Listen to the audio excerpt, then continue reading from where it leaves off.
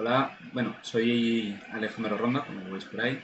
Soy profe en ficticia de DaVinci Resolve y, bueno, vamos a dar en uno de estos webinars que estamos preparando desde la escuela un poquito en procesos, pipeline, para entender un poco mejor lo que es ACES.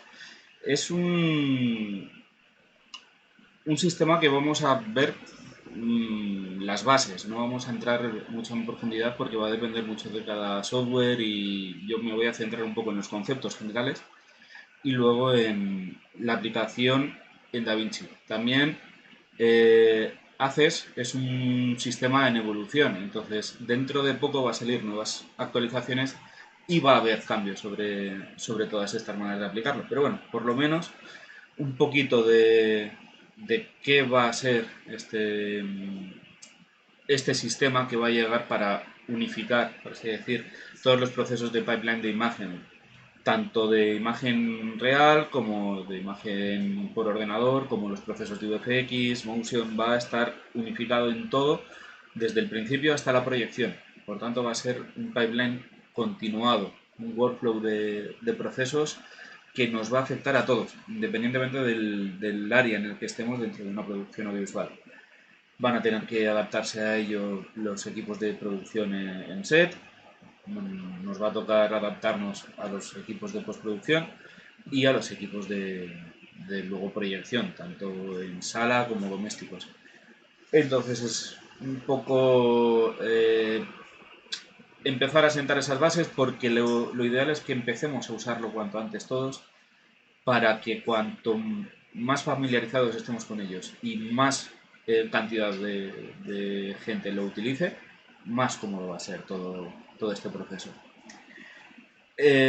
Bueno, pues ya está ahí el chat también para si queréis hacer cualquier pregunta durante la presentación y luego el ejemplo en DaVinci, tenéis cualquier duda o cuestión, pues no tenéis más que preguntar. Vamos a ello. Bueno, voy a empezar con una base muy sencilla de qué es lo que pasa en el mundo de las cámaras, de la captación de imagen real, porque de lo que va a basarse un poco todo esto. Tenemos una imagen que realmente es el set, lo que está pasando delante de la cámara, que recibe una luz, y esa luz pasa a través del bloque óptico de nuestra cámara y con este bloque óptico lo que hace es concentrar y adaptar esa imagen que está delante de la cámara, de ese set, al sensor. El sensor se encarga de transformar esos estímulos luminosos en una señal eléctrica para que, digamos, podamos procesarla. El sensor transforma esa energía lumínica en energía eléctrica y luego un compañero suyo, el DSP, se encarga de transformarlo en datos informáticos, que al final es un poco lo que vamos a trabajar nosotros. También tiene ayuda el DSP de un encoder, que es el que se encarga de generar el códec, propiamente dicho, o sea, el archivo que va a acabar en la tarjeta o soporte de transmisión. Entonces, muy a grandes rasgos, la imagen, el mundo real, tiene que acabar en un archivo. Hay una parte física que está asociada a la óptica y luego una parte electrónica digital, que es el resto de los procesos. Vamos a avanzar un poquito en los procesos de generación de este archivo, porque nos van a hacer falta luego para saber cómo vamos a procesar estas imágenes. Así pues, sí, va a estar colgado luego en la web. Estoy leyendo una pregunta que pregunta Marta, que si se va a quedar colgado el webinar. Sí, quedará luego en la misma web del resto de Twitch. Bueno, continúo. Entonces, estos procesos, digamos que cada fabricante diseña cómo los va a procesar, cómo lo va a hacer, y por eso cada cámara es distinta unas de otras. Entonces, A nosotros lo que al final acabamos teniendo que procesar o lo que nos importa es lo que llega en nuestra tarjeta. Así pues, conceptos que los fabricantes tienen que aplicar a esta imagen. Lo primero es una transformación de luminosidad, como explico aquí. Tenemos lo que vemos y al final va a acabar en un monitor. Entonces, en general, lo que está grabado es lo que queremos que acabe en nuestra pantalla. Obviamente, luego lo mejoraremos con los elementos de postproducción y trabajo. Pero, si lo que vemos y lo que está en la pantalla fuese tan sencillo como simplemente este paso, no habría ningún problema. El problema es que no es tan sencillo. Hay un problema importante, y es que nuestros ojos no ven igual que la cámara. Realmente nuestros ojos, nuestra percepción visual, es un poquito rara, es peculiar. La luz, tú en el mundo real, el mundo de la iluminación física, tú cuando metes el doble de cantidad de luz, hay un doble de intensidad de iluminación, pero nuestro ojo no lo percibe igual. Nuestro ojo es muy sensible a los incrementos de cuando hay poca luz a un poquito más, va siendo como cada vez más sensible. O sea, de nada a un poco lo nota mucho. De ese un poco a otro poco más, empieza a ser un poco más torpe. Y llega un momento en el umbral en el que deja de notar esos cambios como el doble o como más intensos. Entonces se va reduciendo la capacidad de notar que hay mucha luz. Entonces es muy sensible cuando el aumento es de oscuro a un poco más de luz, pero llega un punto en el que por mucha luz que metamos, no nota el ojo humano la diferencia. El problema es que las cámaras, todos los sistemas del sensor, ven la luz real. Entonces notan ese incremento de la luz. El primer gran problema para poder hacer que lo que está en el mundo real sea lo que vemos en nuestra pantalla es adaptar estas curvas. Esto es lo que seguro habéis oído, la curva gamma. Vale, otro ejemplo por poner una ilustración a ello. Si las cámaras procesan de una manera lineal, que es como se llama a ese incremento lineal, y las pantallas pueden tener distintas respuestas en función de su tecnología. Ese es el tercer problema. Hay pantallas CRT, pantallas OLED, pantallas LED, pantallas de proyección en sala de teatro, pantallas de fotoquímico. Cada una de ellas, digamos que responde un poco distinto a cómo emite la luz. Entonces, las curvas gamma lo que hacen es transformar lo que ha grabado la cámara a lo que está en el monitor para que nosotros lo veamos de una manera correcta. Entonces, hay gamas que se llama la 1, que sería la lineal, y vemos una imagen que no es la que nosotros estamos acostumbrados o la que hemos grabado. Luego hay un par de curvas que sonarán si habéis estado trabajando en cualquier software de procesado de imagen, que es la 1.8, la 2.2, la 2.4, incluso. Entonces, estas son las de adaptación más estándar a las pantallas que tenemos normalmente accesibles, o sea, las de ordenador, móviles, las teles, incluso las salas de cine, aunque ahí es un poquito distinto, es la 2.6, pero digamos que el proceso es aplicar una curva que lo que hace es compensar esa deficiencia visual de nuestro ojo adaptada a las características propias de cada pantalla. Entonces, transforma lo que hay en la cámara para que nosotros lo veamos de una manera correcta. Si no ponemos una curva gamma correcta, lo vamos a ver mal. Entonces es muy importante saber cuál es la curva gamma con la que vamos a trabajar. Otro ejemplo más visual. Tenemos una imagen en set, el mundo real. La cámara ve algo distinto, como veis, más oscuro. Luego hace sus transformaciones dentro de la propia cámara para que se vea en una cosa que se llama 709, que es ya una de las adaptaciones a las pantallas normales. Es el estándar de proyección o de emisión que hay ahora. Se llama recomendación 709 o BT709.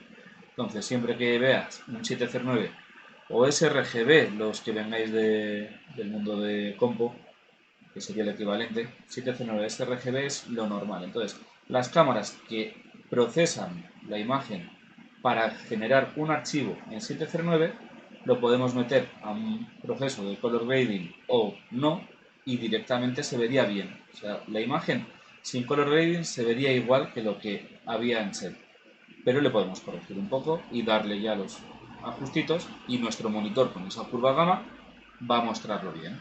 Entonces, esto ya es un poco más complejo, es el pipeline que nos toca entender. Eh, bueno, los que hayáis trabajado un poco más con cámara, os sonará que, bueno, esto es un ejemplo de las distintas curvas que, como antes, esto sería la representación. Si habéis trabajado en Photoshop o en cualquier programa de retoque, esto sería la curva. En la herramienta de curvas, pues más o menos dibujaría este tipo de curvas, la 2.6, la 2.4, la 2.2, la 2.35, son muy similares, pero cambia un poquito, como veis, el contraste, el punto de media. Bueno, los que habéis trabajado con cámaras, conocéis el log. El log es una manera de codificar las cámaras, distinto al 709, pero en el fondo es un proceso similar.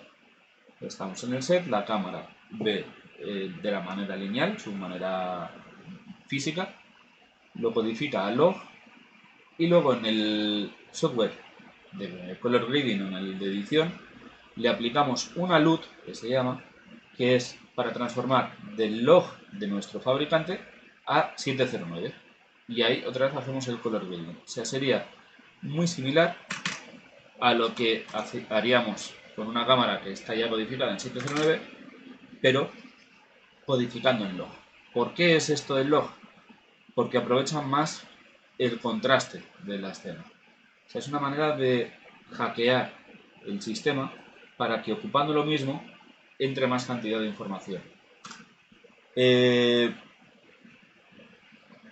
Digamos que hace trampa para ese defecto del ojo humano que teníamos, que notamos cuando es más oscuro, notamos más las diferencias que cuando hay mucha luz. Entonces, la codificación log aprovecha eso y mete más datos en las zonas oscuras que en las zonas con más luz. Ocupando el archivo más o menos lo mismo, podría tener mucha más información visual de la que podemos aprovechar. Sin embargo, cuando es en lineal, aquí está el otro ejemplo, digamos que hay mucha información que no vamos a aprovechar. Está ahí, pero no la aprovechamos. Es rango dinámico, es el detalle en las nubes, esas cosas que nosotros no notamos visualmente tanta la diferencia, en el archivo estaría ocupando muchísimo. Sin embargo, en un archivo logarítmico deja menos espacio a ese tipo de cosas y aprovecha para meter más datos en las zonas oscuras o grises, que es donde nosotros vemos realmente bien. Entonces, el log es una manera de hackear, por así decir, la cámara para que veamos mejor. Es una alternativa al 709, que sería una adaptación directa. Esto aprovecha las características de cada fabricante, de cada cámara. Digamos que es adaptado a lo que el fabricante ha decidido que es lo mejor para su modelo de cámara. Entonces lo diseñan ellos, tenemos que aplicar el LUT que nos entrega ese fabricante y con eso ya podemos empezar a trabajar viendo en nuestra pantalla de una manera correcta.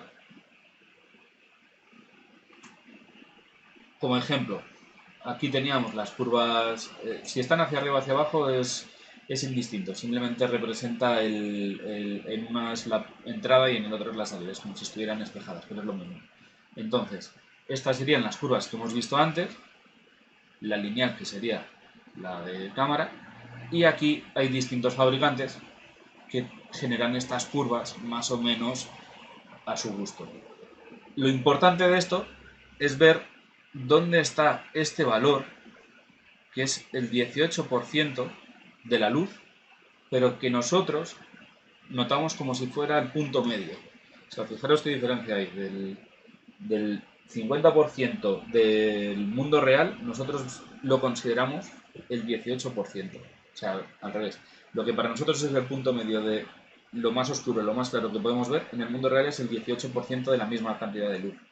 Entonces, Esto es importante porque los archivos, por ejemplo, log, lo que hacen es poner ese 1850 en vez de en el 50%, 18% en vez de en el 50% que pondría el archivo lineal, lo pone en el 39, en el 33, en el 32, en el 41, digamos que lo modifica un poco para que se parezca más a nuestra respuesta. Y luego, la parte de luz máxima, que nuestro ojo sería el blanco puro, lo ponen en una zona un poquito más bajo de la señal, en torno a los 60. Entonces, si habéis visto alguna imagen log, veis que está como un poco contrastada, como que los blancos nunca son blancos y los negros no son negros. Es por estas curvas, porque se adaptan a un poco, por así decir, aprovechar el archivo de la mejor manera posible. Bueno, hay otro caso más. Os sonará el mundo RAW, sobre todo si habéis trabajado con cámaras ya profesionales o con cámaras fotográficas de gama media alta. El RAW simplemente es dejar el archivo en lineal y entonces el software de grading lo que hace es transformar ese lineal directamente a 709. Nos ahorramos este paso, la codificación. El problema es que perdemos mucho espacio útil. O sea, el archivo está ahí, lo cual está muy bien. O sea, la información no la hemos perdido para nada, pero ocupa mucho más. Entonces, los archivos en RAW ocupan, por lo general, mucho más. O son menos eficaces a la hora de guardar la información, la latitud de nuestra imagen. Pero un archivo log frente a un archivo RAW no es que sea mejor o peor el RAW que el log. Va a depender de qué haya hecho el fabricante.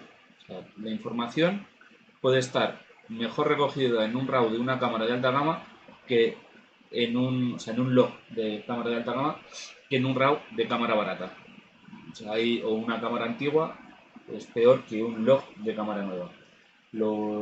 Por ejemplo, los primeros RAW de las Red One o de las primeras Blackmagic eran dolorosos. O sea, los archivos log de las cámaras Alexa de ahora son muchísimo mejor sin ser RAW. Simplemente es otra manera de procesar o codificar la imagen. Y lo va a guardar de una manera distinta. Bueno, ya veis que hay como bastantes posibilidades, que si el 709 directamente, que si un log diferente para cada cámara o un RAW diferente para cada cámara. Entonces, eso es una pelea que vamos a tener siempre porque vamos a tener que ir identificando quién es el fabricante, qué modelo es, qué configuración han puesto en cámara en el rodaje para poder hacer esa transformación a 709 de la manera más eficaz posible. Entonces, imaginad que, vale, en el software de corrección de color lo ponemos bien, pero en el software de postproducción, de efectos, tiene otros valores o no se han ajustado eso. Pues, ¿qué es lo que va a pasar? Que va a quedar o más claro o más oscuro, no va a empatar bien. Entonces hay que tener en cuenta todos estos factores. Hay luego ciertas maneras de simplificarlo, pero, en fin. Siguiente concepto. La profundidad de color. Los bits que tiene un archivo para guardar información. Lo que hemos visto antes del RAW, el log o el 709, al final lo que están guardando es toda la información que captaba la imagen de la cámara en un archivo. Cuanto más pese el archivo, más información va a poder contener. Y al final lo que hace que pese el archivo, aparte de la propia resolución, de que si es un HD, un 4K o un 8K, es la profundidad de color. La profundidad de color lo que me va a dar es los saltos de tono que puede haber dentro de la imagen. Entonces, si tuviéramos una hipotética cámara de un bit, solo veríamos en blanco y negro, pero en blanco y negro literal. O sea, no hay grises, no hay zonas medio iluminadas. Según vamos ampliando los bits, vamos a tener más degradados, más saltitos. Entonces, la diferencia entre un 8 bits y un 10 bits es muy importante, porque cada uno de estos hay que multiplicarlo por 3, hacer una interacción de 3 elementos, porque cada uno de estos es en el canal RGB. O sea, esto es 8 bits por cada canal. Esto es 10 bits por cada canal. Entonces, la diferencia es que estos son unos 16 millones de variedades y estos son cerca de 32.000 millones, es ya una cifra muy, muy, muy alta. Aún así, hay cifras más altas. Normalmente los archivos RAW, como necesitan guardar más datos, suelen ser mínimo de 12 bits. Y los archivos log suelen ser entre 10 o 12 bits. Los archivos RAW nunca van a ser de 8 bits y los archivos logs nunca debieran ser de 8 bits, porque estaríamos perdiendo información. Pues el 8 bits se queda solo para los 709 directamente. Todo lo que no sea 709 necesita ir en 10 o 12 bits. Y todo lo que sea RAW necesita ir en 12 o más bits. Entonces, asociado a ese 709 van los archivos ligeros, asociado al log van los archivos optimizados, por así decir, que ni pesan poco ni pesan mucho, y para el RAW necesitamos archivos muy pesados, tanto de espacio como de capacidad del ordenador para descomprimirlo, que son de mínimo 12 bits. Así que, por ejemplo, si tenéis una cámara DSLR, una Sony o una Panasonic o una Canon que ponga, puedo grabar en log, tened muy en cuenta que si estáis grabando en 8 bits no vale para nada. O sea, estáis destruyendo la imagen. Si es 10 bits, ya sí que tiene sentido grabar en log.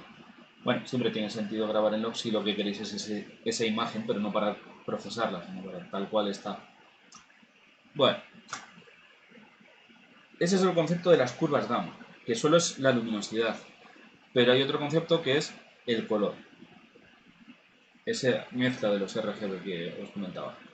Realmente, os he comentado eso del RGB, pero las cámaras, el archivo que generan rara vez es RGB. Realmente suele ser un YUV, un ICB-CR, un IPB-PR. Es lo mismo, con pequeñas diferencias, pero es el mismo concepto. Luminosidad es la Y. Y los otros dos son el canal de color, azul o rojo, o componentes rojos, o vector rojo, vector azul. Son distintas maneras de llamarlo, pero es luminosidad por un lado y colores por otro lado. Entonces, es otro mapa de coordenadas que es distinto al intuitivo, que sería el RGB. Esto es como la codificación que hacen para mostrar la información. Entonces dan prioridad a la luminosidad frente al color. ¿Esto por qué es? Porque igual que nuestro ojo percibe raro la luminosidad, percibe raro el color. Nosotros vemos detalle en la luminosidad, pero en el color no vemos el detalle. Entonces permiten comprimir mucho la señal manteniendo la luminosidad intacta, pero reduciendo la cantidad de información que hay en el color. Nosotros no lo notamos, pero el archivo sí. Entonces, esto es una de las maneras de codificar la imagen. Pero la teóricamente inocua o no destructible es la RGB. Entonces, casi todas las cámaras que no son RAW graban en este formato. Y todas las RAW graban en RGB. Si bien es cierto que las Alexa y las de alta gama, aunque sean log, pueden grabar también en RGB. O sea, pero todas las de bajo coste graban en esta compresión para perder un poco de detalle en el color y que pese menos. Las de alta gama no les importa no perder información, o sea, quieren guardar toda la información al coste que sea, a cualquier peso. Entonces, por eso lo codifican en RGB. Bueno, esto, que sonará también como muestra, lo pongo como resumen ahora para mostrar otra cosa, es todos los colores que realmente podemos ver nosotros. O sea, esto no es más que una gráfica científica en la cual están recogidos los colores que puede ver el ojo humano de promedio. Hicieron unos estudios, hay varios científicos y durante bastante tiempo han estado estudiando cómo ve el ojo humano y esto, digamos que han hecho una gráfica en la cual con coordenadas X e Y pueden poner una coordenada para cualquier color. O sea, no solo es el RGB que teníamos aquí para poner unas coordenadas como si fuera un modelo tridimensional, sino que tenemos un modelo bidimensional para plasmar el color. Entonces, si queremos poner el verde, verde cian que está por aquí, vale, pues sabríamos que tiene la coordenada 0501. Pum. Esto es muy útil porque es la manera de interconectar entre distintos programas. O sea, este sistema de valores al final sería como el ideal para que todos tengamos una matriz de referencia idéntica. Vale. Después de ver ese mapa de coordenadas, vemos dónde están aplicadas estas coordenadas. Digamos, el 709 sRGB, el primero de todos los que os había enseñado, tiene estas coordenadas. Entonces, ¿para qué vale esto? Tú, en una cámara, la cámara te dice, es 709 o RGB, ¿vale? El software de postproducción le configuras a que sea un 709 y entonces sabe que los verdes máximos van a estar aquí, los rojos máximos van a estar en esta coordenada y los azules aquí. Entonces va a hacer las cuentas matemáticas con esos valores para poder representar cualquier color que esté dentro del triángulo. Entonces, 709 me representa los colores que puede captar ese códec dentro de este triángulo. Claro, nosotros vemos mucho más, pero este triángulo, digamos que está adaptado también a lo que las pantallas pueden emitir. Las pantallas normalmente, tú cuando ves una imagen en una pantalla, en un móvil, dices, ah, vale, es una imagen, no hay tanto color, no hay tanta viveza de color como en el mundo real. Es por esto, o sea, porque su tecnología está limitada a estos valores de estas tres coordenadas. Este es el estándar de ahora, el 709, que está en todas las móviles, en todas las pantallas, ordenadores, la emisión de televisión, cualquier cosa, está en 709. Si bien está modificándose, bueno, aquí veis también la curva gamma, hay una pequeña diferencia entre el 709 y el sRGB de contraste. Bueno, está mutando esto. ¿A qué? A nuevas versiones. Realmente, DCI-P3, si os fijáis en el triángulo, es más grande. Digamos que el rojo y el verde se ha ampliado. Entonces el triángulo y los valores que puede hacer uso dentro de este triángulo son mejores. Hay más respuesta de color. Este es el de cine. Este es el que se está usando en cine. Pero si bien es verdad, por ejemplo, Netflix está pidiendo ya este formato para la emisión también. Entonces, el 709 se está quedando para el modelo doméstico y el P3 es el del HDR. Todo lo que esté en las teles nuevas de HDR son P3. O debieran ser P3, porque no todas las teles que digan HDR son realmente P3. Solo las buenas, las de pasta, son las que llegan a esto. Las demás se quedan en 709. Así que ojo cuando compréis también el teles HDR de baratillo, que son de mentira. Entonces, si tiene P3, va a significar que va a tener más espacio para trabajar. Mirad la siguiente. 2020. Esto es como ya el sumum. El verde ya no nos puede llegar a más. Ya está en el pico. Bueno, podría llegar aquí, pero si llega aquí estamos perdiendo de los otros valores. Este es el punto verde más fuerte que vamos a poder representar con 3 puntos de luz, con un formato RGB. Entonces, todo lo que podamos hacer en un espacio 2020, que no hay ninguna pantalla ni sistema de proyección que funcione con 2020 a día de hoy, o sea que es un estándar de futuro, pero no hay ningún 2020, ahora no puedes comprarte una tele 2020, un monitor. Hay modelos de ultra alta gama, de los que valen 40.000, 50.000 euros, y están cerca de llegar al 2020, pero todavía no llegan. No hay ningún formato de reproducción que llegue a 2020. Si bien, sí que hay cámaras que captan el 2020. Entonces, lo principal es conocer estas diferencias entre los espacios de color, que es el margen que vamos a tener para poder trabajar, y las curvas gamma. Bueno, los espacios de color también cada cámara tiene el suyo. Si le dejamos en el RAW o en el log, igual una Alexa tiene unas coordenadas que no coinciden con este P3. El software se va a encargar de transformarlo. Las cámaras normalmente siempre ven más de lo que es el el sistema de proyección, hay menos problemas. Pero digamos que una cámara de 8 bits no va a poder ver nunca más que un 709. Una de 10 bits sería lo ideal para el P3. En el mejor de los casos sería el ideal P3.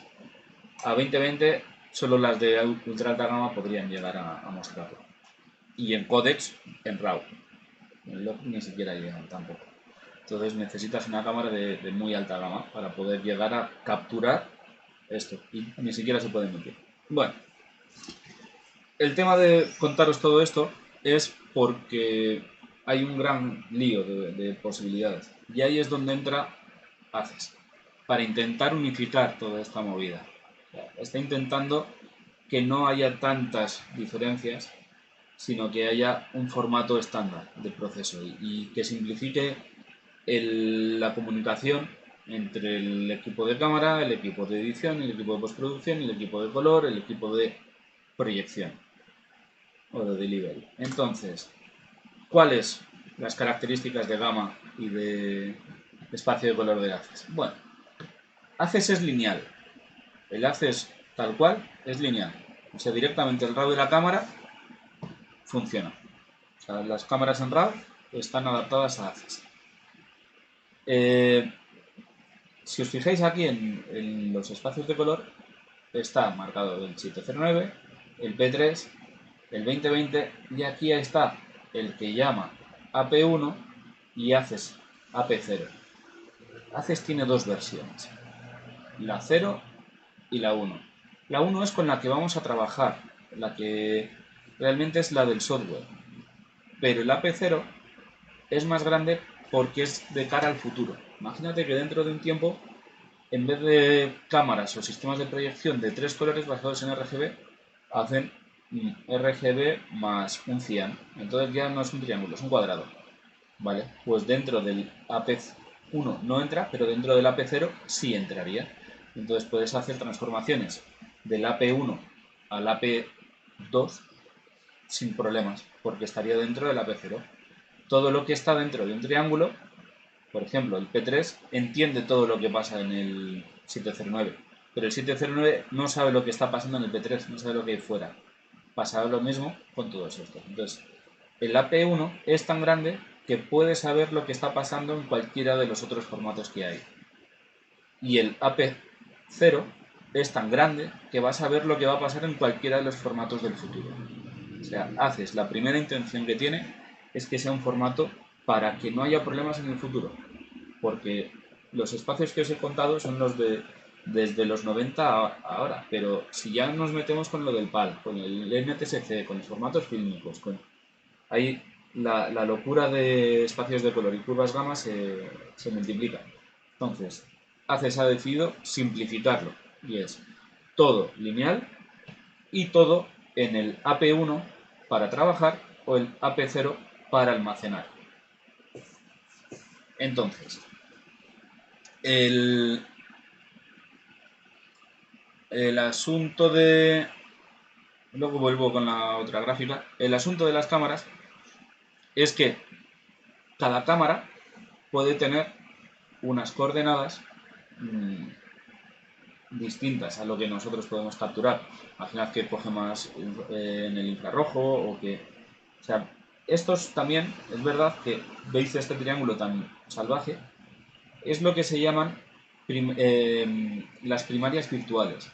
¿Qué significa eso? Que no las vamos a ver y que puede que ni siquiera existan. Simplemente es para tener unas coordenadas matemáticas, para que puedas representar lo que hay aquí, lo que hay aquí y lo que hay aquí. Aunque luego el sensor no lo coja. O sea, esto no quiere decir que Canon recoja todos estos colores o que la de Red recoja todos estos colores. No. Quiere decir que puede mapear los colores que hay dentro de esto, porque igual su próximo sensor, pues eso, deciden que tenga otros valores distintos. Entonces, es como una garantía del futuro. Entonces, todos los de cámaras de alta gama pueden entrar dentro del AP1. Entonces, todas las cámaras de alta gama de los últimos 4 años, desde que surgió ACES, soportan trabajar directamente en AP1. Y el AP0 englobaría todas las demás que vayan a venir. Seguramente llegue un momento en el futuro que directamente los fabricantes decidan dejarse de sus historias y utilicen las coordenadas AP0 de manera nativa. Por ahora hay que hacer una transformación, pero el futuro debiera llegar a que los propios archivos de fábrica estén mapeados en AP0. Tampoco nos es fundamental porque la transformación es, ya lo veremos luego, automática. Vale.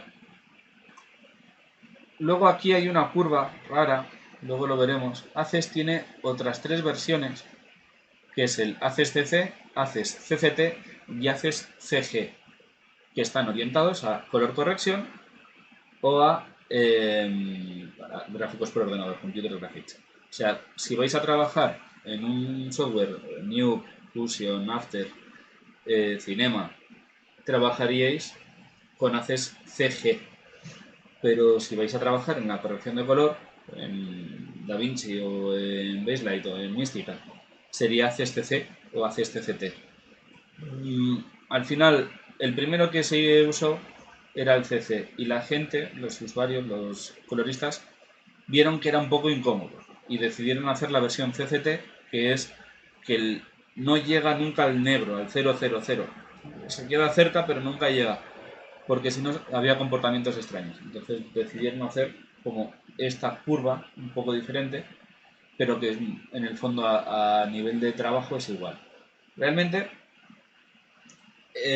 a ACES le da igual el que trabajes en CC o en CCT, luego lo veremos. Vale.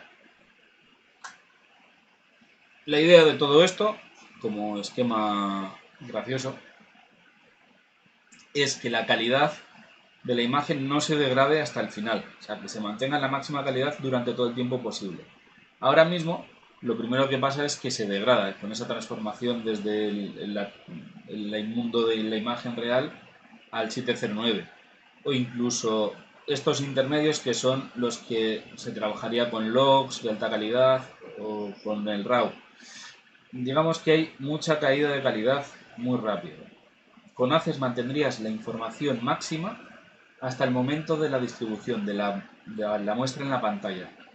Entonces, esto es el ideal, porque no habría una degradación. Los directores de foto, felices, porque digamos que lo que han visto en el set es lo más parecido a todo lo que va a pasar durante todos los procesos. No hay trampas por ahí raras.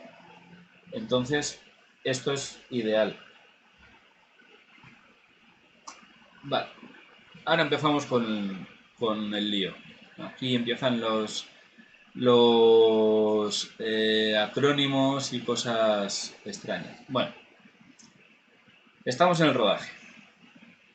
Entonces, dentro del rodaje se puede hacer lo que se llama un access proxy. Un DIT, un data wrangler, podría hacer una transformación para que, por ejemplo, lo puedan ver cualquiera en una pantalla doméstica. O sea, digamos que harían la transformación de access a algo visible fuera, en los dailies. Luego, a la postproducción, o sea, edición, podrían trabajar directamente con los archivos de cámara sin tener que hacer una transformación como ahora un transcode o cosas raras. Directamente podría el software interpretar ese espacio de color de la cámara y no pelearse sin andar mirando cuál es el LUT o qué transformaciones hacemos. ¿Eso qué es lo que nos permite? Que directamente los pasos desde editorial a VFX, y por VFX incluyo también color grading, o sea, no solo es la composición o la generación de imágenes extra por ordenador, podrían ir todos en una comunicación directa entre sí sin ninguna pérdida de espacio de color.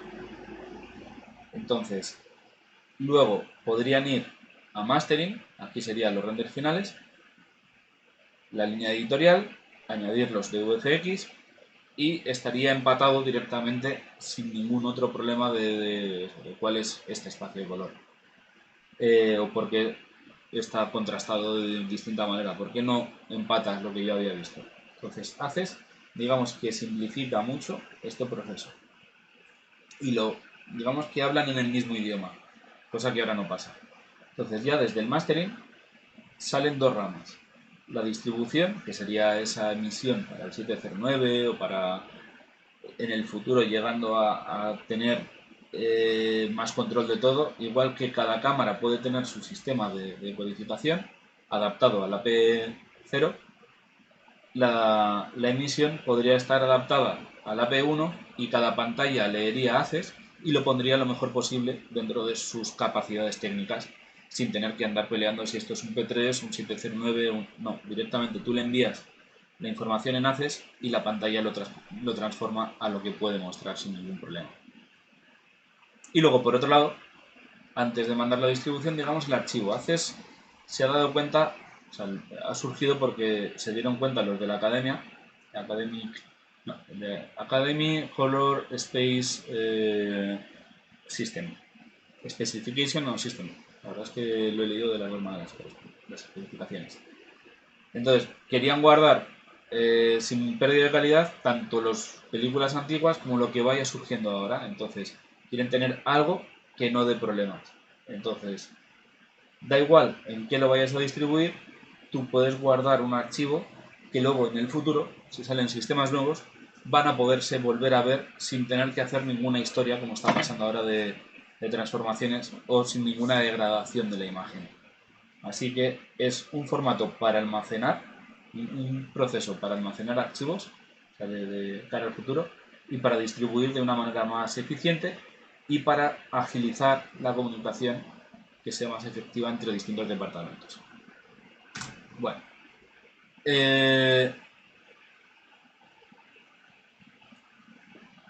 nombres y cosas raritas. Igual que está por ahí el mundo de los LUTs, ahora los LUT van a desaparecer y lo que se va a generar, con lo que se va a trabajar, es con los IDT. Los IDT, la ventaja que tienen es que no los vamos a tener que poner realmente nosotros. Cuando llegue el momento, cuando trabajamos en RAW, por ejemplo, el IDT lo tiene integrado el software.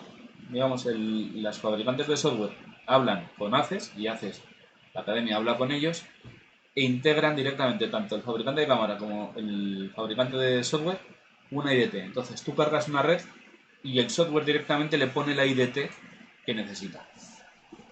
Entonces las IDT es la sustitución del LUT. Digamos que lo que hace es transformar de ese espacio de la cámara específico a ACES. No lo transforma a algo de una pantalla, un 709, no. Lo transforma a ACES. Y entonces, con esta transformación automática nos ahorramos tiempo de proceso. Luego, los loop sería algo parecido a los loop de intención estética. Digamos que son unas correcciones con intención. Cuando queremos modificar la señal de la cámara. Entonces, hay varias maneras de nombrarlos, LMTs, los CTL, hay distintas cuestiones, pero en el fondo es un loop que, digamos, coge el archivo ACES, le aplica sus modificaciones en forma de metadata, o sea, que no modifica el archivo, y luego ya renderizas, por así decir, procesa esas transformaciones y tienes un master de ACES, otra vez de nuevo en ACES, con las correcciones aplicadas. Entonces, luego ya este ACES de master, de archivo, lo que hace es aplicarle otras dos cositas que llama RTT, Render Reference Transform y Output Display Transform o Device Transform, y entonces esto lo hace automáticamente el sistema de proyección, bien sea el de tele o el doméstico. Entonces, nosotros en el caso ideal, cuando ya funcione todo de manera optimizada, solo nos preocuparemos de generar estos loops. El fabricante de la cámara y de software se encargará de que los IDT funcionen y el fabricante de la televisión o el sistema de proyección se encargará de que esto funcione. Sin tener que andar preocupándonos de cuál es el gamma, cuál es la curva gamma, cuál es... No, va a ir todo simplificado. Por ahora, en algunos casos tenemos que marcarle el IDT y en otros casos tenemos que marcarles el IDT, porque todavía no está el estándar ACES implementado en todas partes, pero llegará. Bueno, otro ejemplo con una imagen pictórica que me he encontrado por ahí, que me parece simpática, que es eso, como un IDT de transformación, las correcciones, los loop, con distintas opciones, y luego las transformaciones de mostrar la imagen. Hasta este punto, la imagen es solo datos, y aquí ya esos datos se transforman en la imagen que vamos a ver en nuestra pantalla. Vale, como nombres, lo que os decía, el IDT, Input Transform, que es lo que va a mostrar la cámara, los datos en lineal, en la referencia a la escena. Color Grading o VFX. Aquí los LMT, que serían esas transformaciones que os digo en metadata. Reference de salida, que este no lo vamos a tocar nunca, esto directamente también haces, se lo entrega a todo el mundo y ya la pantalla lee lo que ha llegado hasta aquí y lo muestra a su 709, a su P3, a su 2020, a lo que salga. Otro ejemplo de grafiquitas para mostrar, por ejemplo, una F55 en RAW.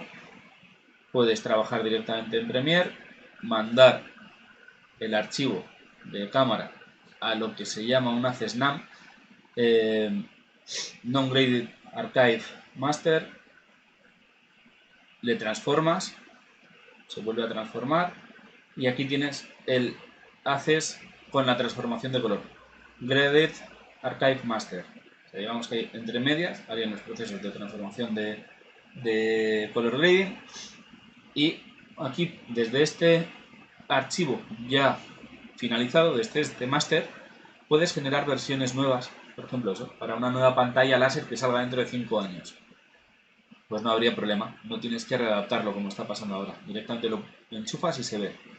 O ahora lo sacas y directamente puede salir a un formato del Dolby Vision, que es el que está pidiendo Netflix o las nuevas salas Onyx. Por ejemplo, pero si en vez de hacer esta transformación con este ODT a Dolby Vision lo haces a un 709, pues lo tienes para emisión en un YouTube estándar. O sea, directamente este archivo serviría para todos los otros procesos sin tener que estar peleando como ahora. Vale. Pues hasta aquí la chapa gorda de técnica.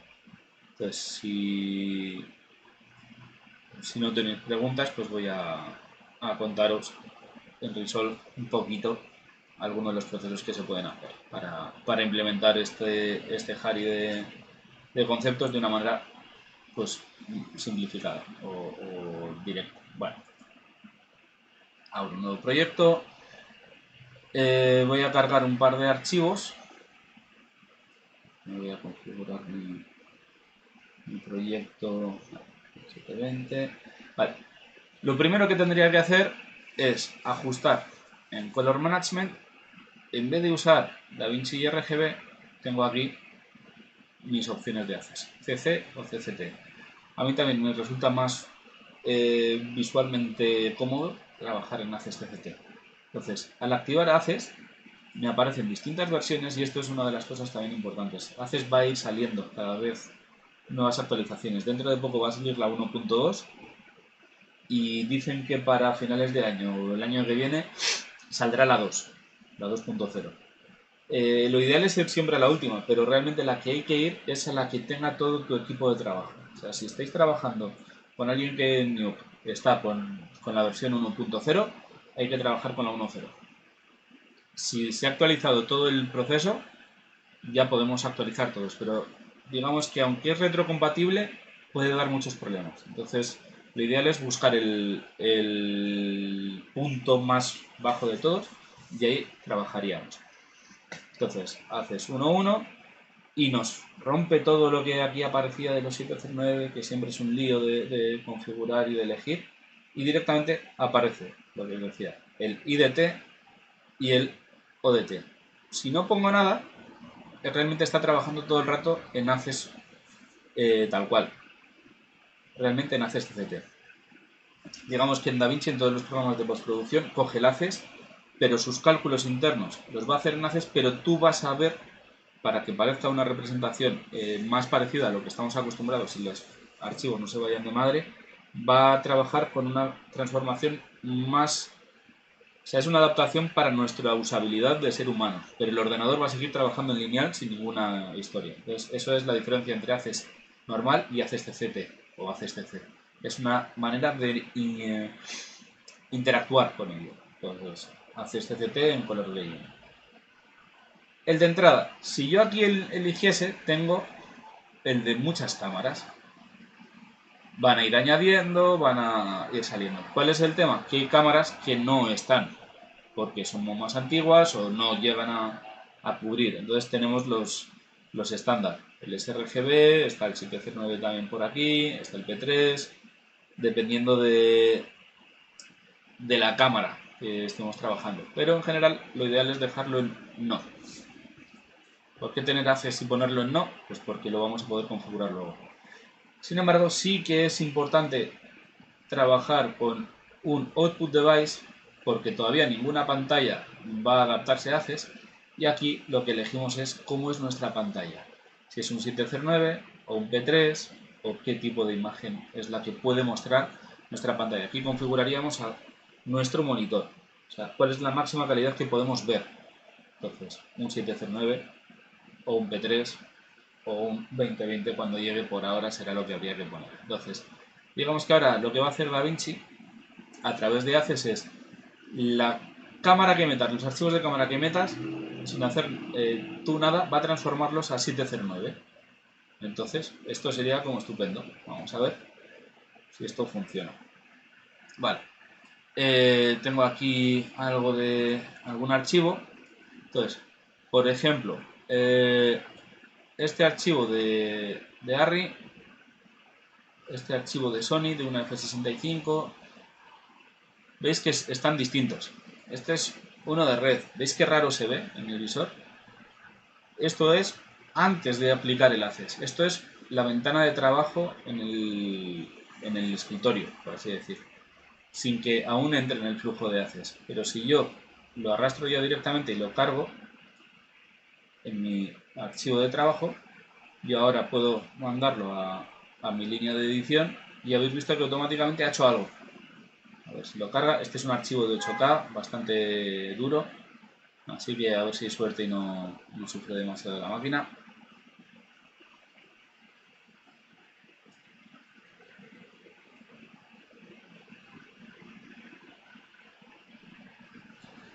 Una cosa que sí que le pasa a ACES es que al ser archivos o sea, los cálculos de tan grande espacio de color, sufre.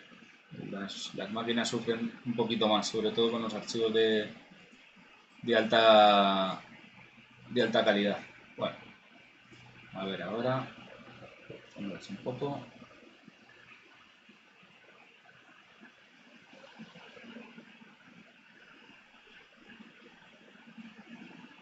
Ahí está.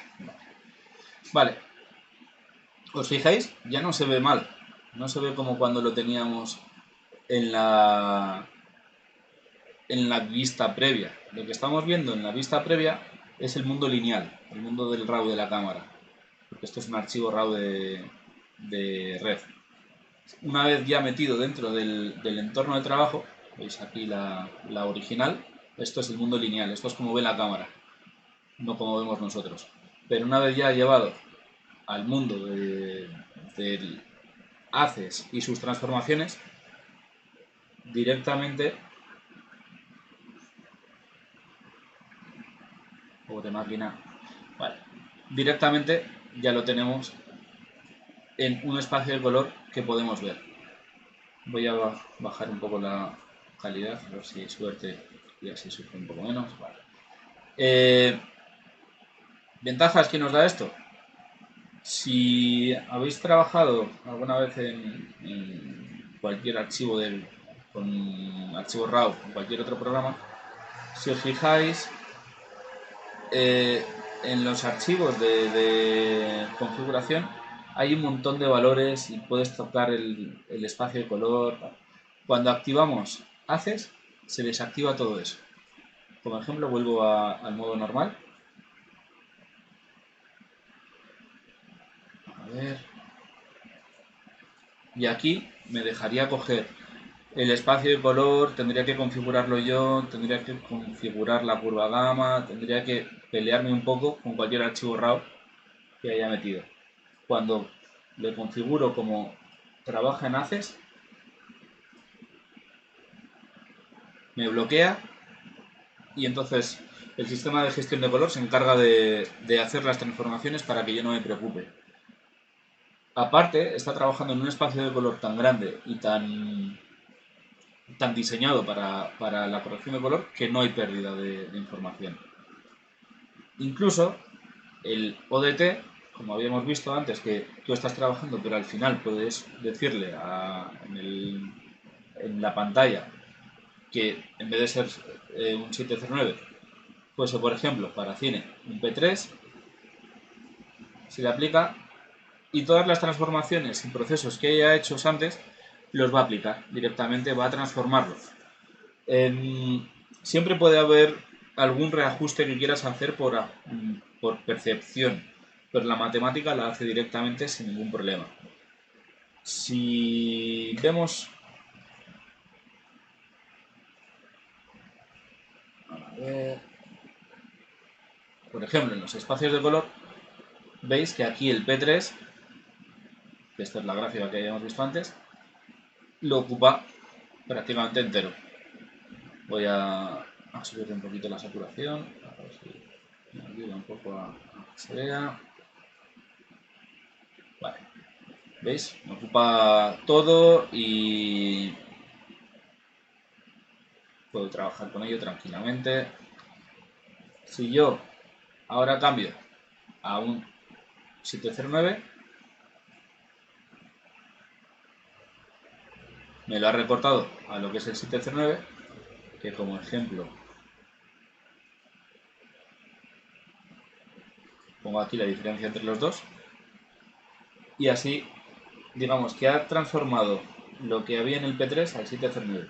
O al revés, yo estoy trabajando en el 709 y estoy buscando un máximo de saturación y de tonos que me resulten cómodos para mi imagen.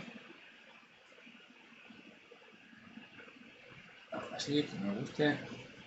Y ahora hago la transformación a el P3. Igual en la pantalla no se ve, porque si no tenéis una pantalla de P3, pues no se va a ver. Pero en el forma de onda, en la gráfica, sí se ve. O sea, igual en la imagen no se aprecia visualmente porque va a depender mucho de la pantalla, pero aquí estamos teniendo mucha más información sin tener que hacer ningún cambio. Entonces esta es la ventaja de ACES. Luego, imaginad, pues eso, que no solo es en el archivo que he metido aquí en RAW, sino que vas a tu software de postproducción, haces esta misma configuración y a la hora de hacer el render o de la entrega, tú aquí no le dices que haga un output transform, le dices que te lo renderice, por ejemplo, en ACES TG o en ACES nativo, sería lo suyo. Que tú lo sacas y al decir que no haya transform, lo va a sacar en ACES.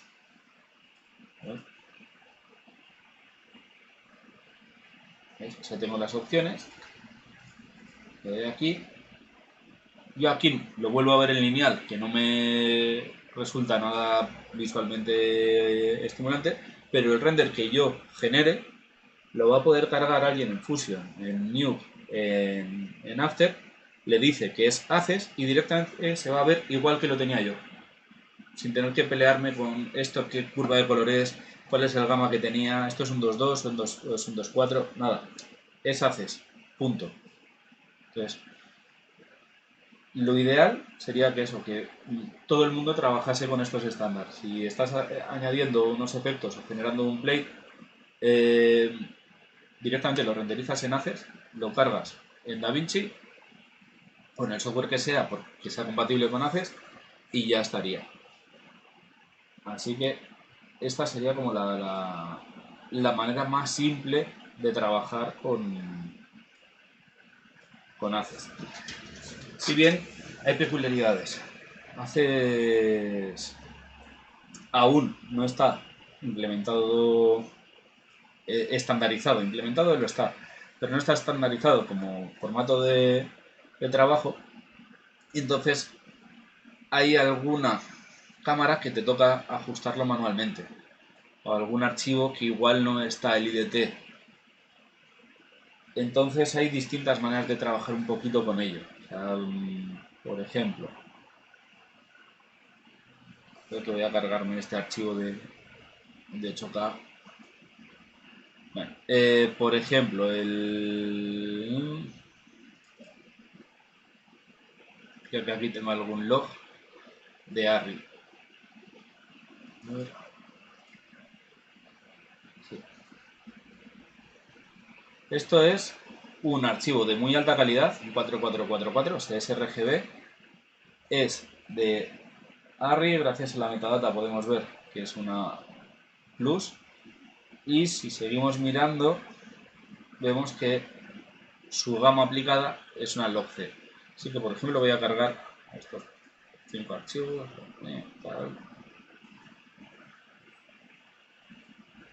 Los traigo para acá.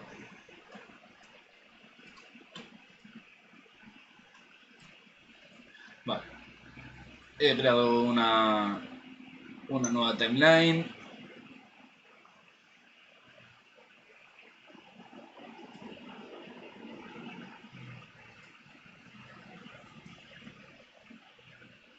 Vale. Color. Vale. Si, bueno, estáis viendo que por muy raro que sea la transmisión o la calidad de la pantalla que estáis viendo, esto se ve mal. Estos archivos no funcionan. O sea, no ha funcionado haces aquí. Y sin embargo, está puesto. ¿Qué es lo que pasa? Que no ha detectado el IDT de esta cámara. O sea, aunque sabemos que es una Alexa y que está en la metadata, lo que hay no lo ha detectado. Entonces, digamos que hay que forzarle y podemos hacerlo directamente diciéndole este clip es de una Alexa. Voy a cargarlos todos. A ver. A ver si quiere ir. Ahí está. Vale. Entonces ya no tengo ese problema de esa imagen lavada rara que me estaba saliendo. Ya está la imagen normalizada. Si os fijáis, voy a poner el waveform. La transformación que ha hecho, por la exposición que había en cámara o porque es una cámara que no estaba diseñada a ACES, es una X-Tape de las antiguas, ha adaptado y está funcionando, digamos que lo más oscuro que hay y lo más claro que hay están al límite, al máximo. Entonces, la información sí está ahí, pero no se ve guay, no mola. Entonces, siempre vamos a tener que hacer, en estos casos, alguna pequeña corrección para poder trabajar. Entonces, si vais a trabajar con un archivo transformado a ACES directamente en DaVinci, vais a encontraros que hace cosas raras. O sea, el offset debiera de manipular toda la señal y no me la modifica de la misma manera que hace antes. Sin embargo, lo que está generando es un proceso más parecido a la transformación con diafragma de cámara. O sea, es más similar a los procesos físicos. No es tan digital. Entonces, es otra de las ventajas. Hay que adaptarse. La cabeza no, de primeras tú llegas a esto y dices, ¿qué está pasando aquí? ¿Por qué no está desplazándome la transformación matemática, sino que está haciendo una transformación, realmente es matemática, es una transformación logarítmica en vez de una transformación de suma? Pero ya veis que lo que igual en un proceso sin trabajar en ACES era manipular la señal para bajar toda y luego recuperar las zonas de contraste y tal, aquí directamente manipulando con el offset estoy compensando la exposición y ya lo tengo.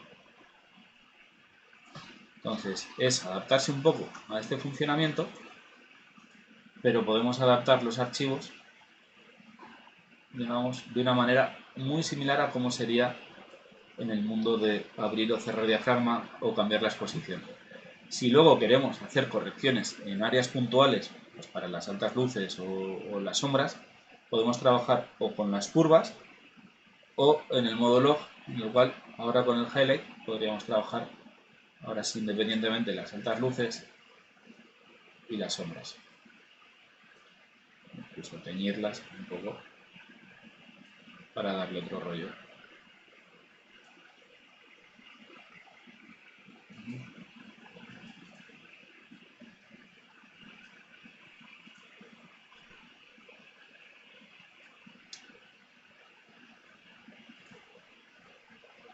Entonces, una vez transformada la imagen, lo bueno de Access es que no va a perder nada de información si estaba en el archivo original, o sea, si no está clipeado, vamos a poder trabajar.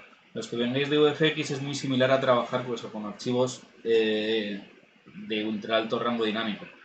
Access trabaja en lineal y 32 bits.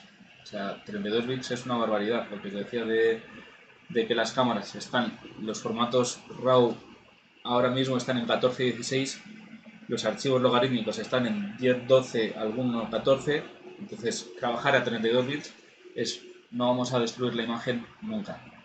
Entonces es también otro de esos procesos que va a mejorar la calidad de nuestros proyectos de una manera muy cómoda también.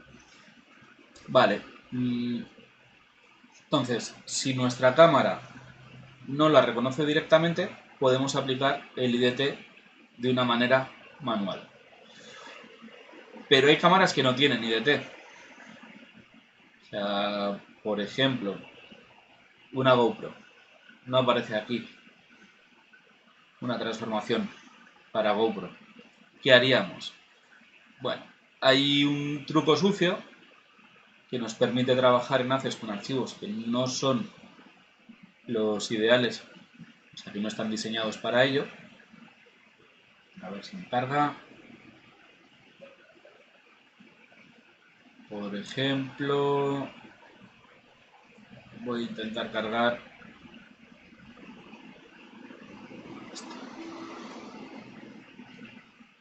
no,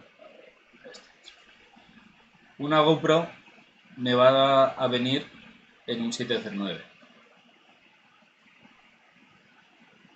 A ver si tengo alguno. Estos son todos RAW. No. Vale. Pero bueno, como ejemplo, un 709, que sería lo que da en una cámara estándar. Entonces, al aplicar el...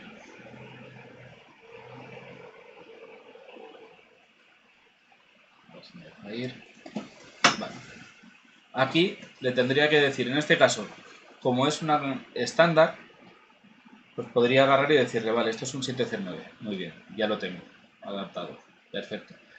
Pero si no es un 709 sin más, sino que es un vete a saber qué, por eso, uno de GoPro, tendría que trabajar con un LUT, sigo teniendo una opción que es cargar el LUT en el nodo con mis herramientas de LUT normales.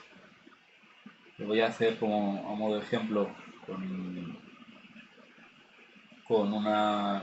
Mira, con un...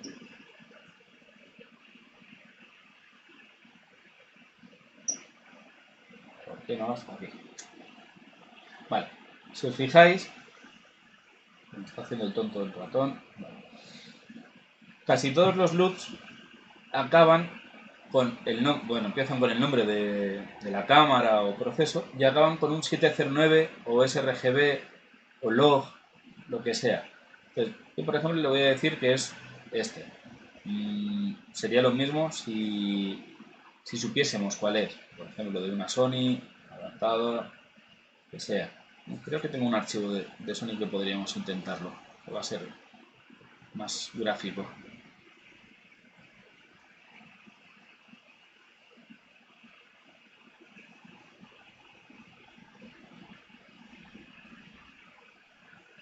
Y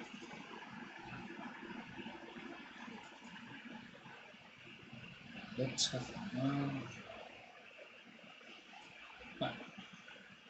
vamos a intentarlo con este también, aunque sea en blanco y negro. Vale.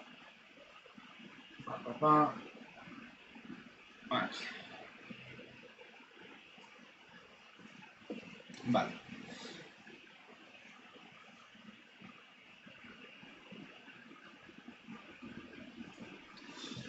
Bueno. Este es un Sony S-Log 3 que en el fondo realmente sí que lo hay, pero voy a tratar de que no lo hubiera. Igual es un GoPro, yo qué sé qué. Entonces, agarraría y le digo, vale, métete aquí la luz de S-Log a 709, ¿vale? Entonces, elijo el LUT que debiera ser y ahora lo que voy a hacer es transformar de esto a ACES. ¿Por qué? Porque aquí este se cree que todo lo que le va a llegar es ACES. Entonces, tengo varias herramientas en los OpenFX para intentar transformar esto. Entonces, ACES Transform, si la usase, es como lo otro que he creado, o sea, como el paso de hacerlo con el botón derecho en el mismo icono. No tengo más herramientas, así que en este caso no me es útil. Pero tengo un color Space Transform, que si le pongo, aquí sí que puedo elegir, digo, vale, ¿de qué viene? Este es un 709, porque está transformado ya. Entonces, un 709 de 709, transfórmamelo a ACES.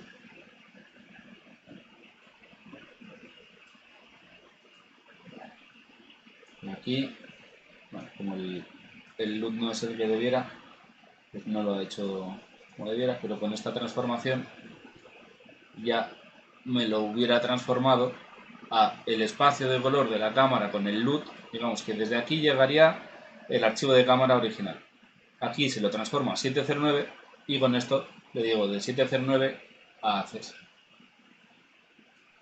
También, una vez transformado a 709, si realmente está en el LUT correcto, también podría marcarle aquí 709 y ver qué es lo que pasa. El tema, ¿veis? Al final es muy similar a la otra respuesta que tenía. El tema es que la LUT que aplique tiene que ser la correcta. O sea, tiene que ser la que va a transformar a 709. No me vale una que haga cosas raras. Porque si no es 709, luego las transformaciones me pueden hacer un poquito extraños. Luego, pues ya después de estas transformaciones, voy a dejar solo una, lo que hiciese aquí ya es ACES. Entonces puedo ajustar directamente. Hay a quien le gusta hacer transformaciones antes de los LUT también.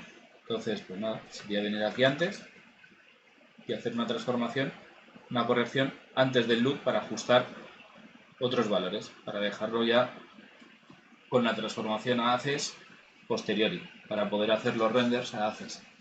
Entonces, hay distintas maneras ya de trabajar, pero la ventaja de trabajar con los nodos es que puedo elegir si hago alguna corrección antes o después, para cuando mis archivos no están dentro de la norma de ACES.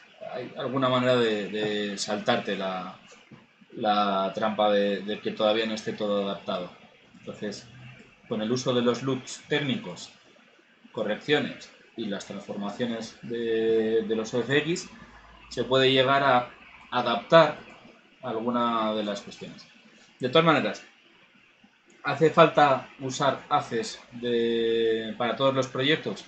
Realmente, si vas a trabajar tú mismo con tu equipo y solo vas a grabar con cámaras normales ninguna de ultra alta gama, o sea, que no cumplen la norma ACES.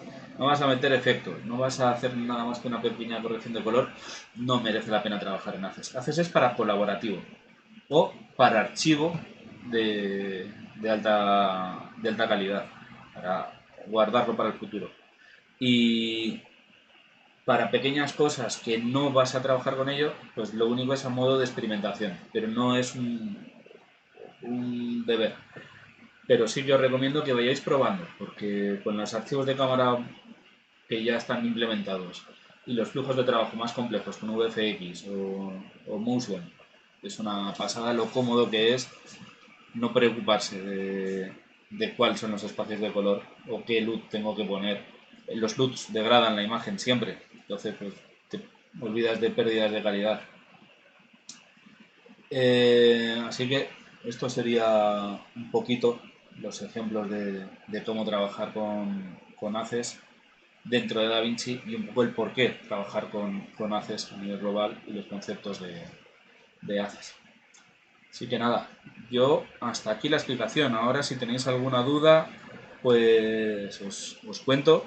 Y sí que como cierre recomendación, os voy a poner una página que es de, de documentación sobre ACES para seguir entrando un poco en ello. A ver, ¿dónde la tengo?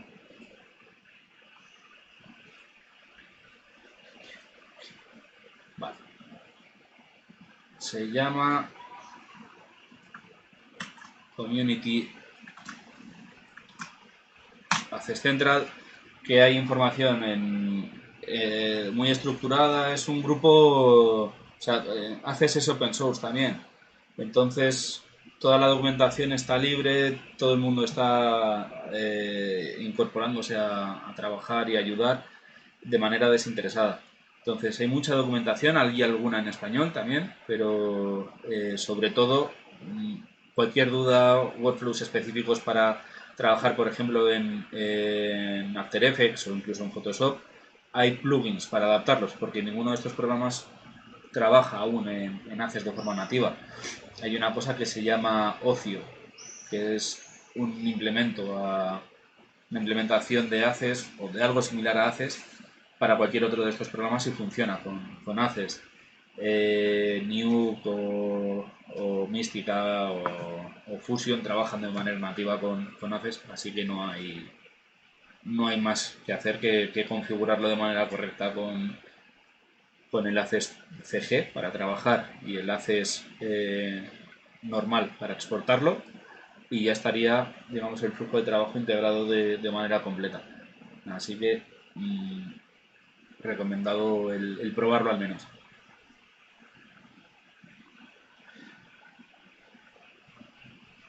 Vale. Pues eso, no sé si tenéis alguna duda, si no, pues nada, en el curso que demos ya contaré un poquito más sobre ACES, que ya empieza a funcionar. Mis antiguos alumnos saben que siempre les digo, uy, ACES, tened cuidado, que falla más que ayuda y todo el mundo no lo está usando. Pues ya este año ha salido la versión 1.2 y se ha notado. O sea, la 1.1 ya está guay, la 1.2 que está a punto de caer, me están recomendando ya el uso continuado, y la 2 que saldrá para final de año, la versión final, dicen que sí, que ya empieza a ser de verdad, así que hay que empezar a investigarlo. Bueno, pues nada, nos vemos por la escuela. Chao. Ah, bueno, si hay una pregunta.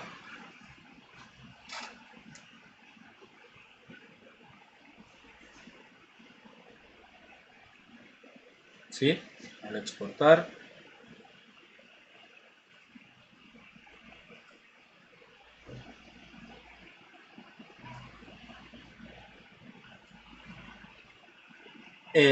Vale, buena pregunta, sí, lo he dejado un poco por encima. No, no hay que exportar en MOV. O sea, se puede exportar en MOV, pero lo recomendado para que todo el flujo de trabajo sea adecuado es un códec que soporte todo el espacio que necesita Access.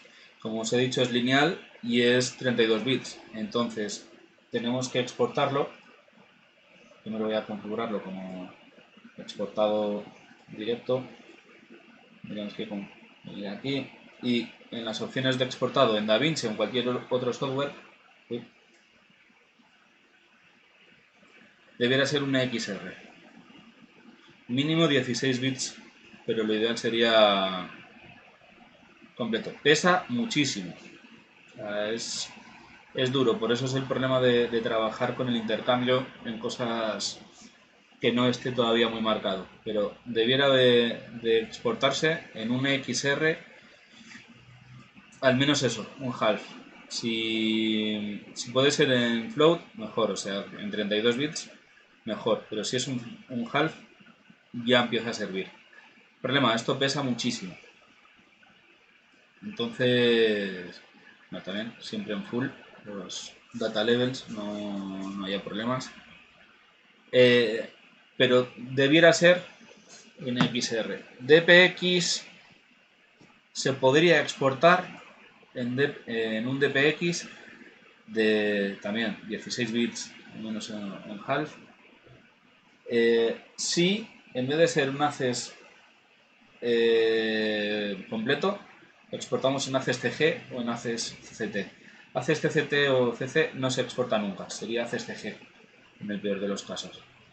Entonces, si lo configuramos para un ACES CG, por ejemplo, para comunicarnos con efectos, podríamos también en DPX, pero el recomendado y estandarizado sería un XR de en half o en float. Hay una manera de entrega final para los archivos de masterizado ya, los que decíamos el archive, que sería en IMFs. Que bueno, aquí ya es otra liada y habría que ponerlo también en mínimo 12, pero podría ser, si quieres hacer un archivo de verdad de archivo para almacenamiento, para que quede para siempre, sería un 16 bits.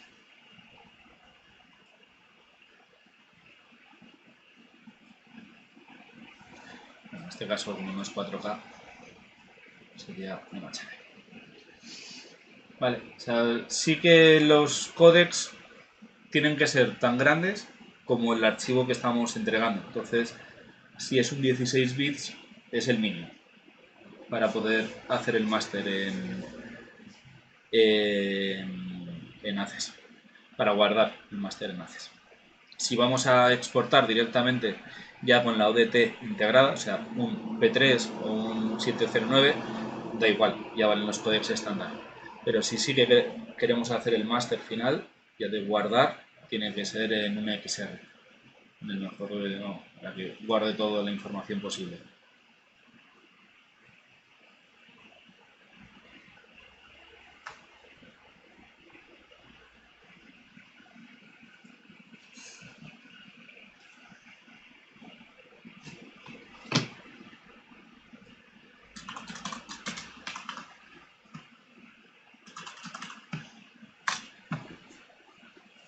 Ahí. Vale, de todas maneras eso, ahí en la documentación veréis que hay pequeños matices también. Y por ejemplo Netflix tiene en su web también protocolos de exportado y de archive. Entonces, digamos que se diseña el mejor códec disponible para poder trabajar con esto. En algunas producciones podrías llegar a trabajar con un DNX 444 o con un ProRes 444, exportando en TIFF, incluso en PNGs, pero ya es como intentar complicarlo. En el fondo lo que funciona seguro es esto. El problema ocupa un montón. O sea, es un archivo lento. Pero bueno, es el oficial. También porque XR es libre. O sea, es open source, como el resto de los protocolos. Entonces, es parte de la idea. El IDT creo que es lo único que no es open source. Los IDT son del fabricante. ¿Alguna otra cosilla?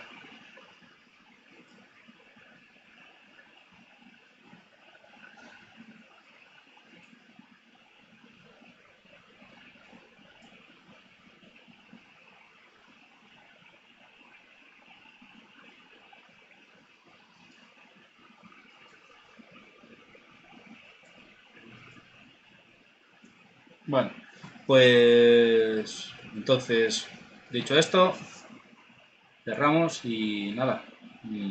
Ved las demás webinars y las que vayan a ir saliendo que se han quedado en la web, en la de Twitch, para que podáis consultar el resto de cuestiones. En fin, buen verano.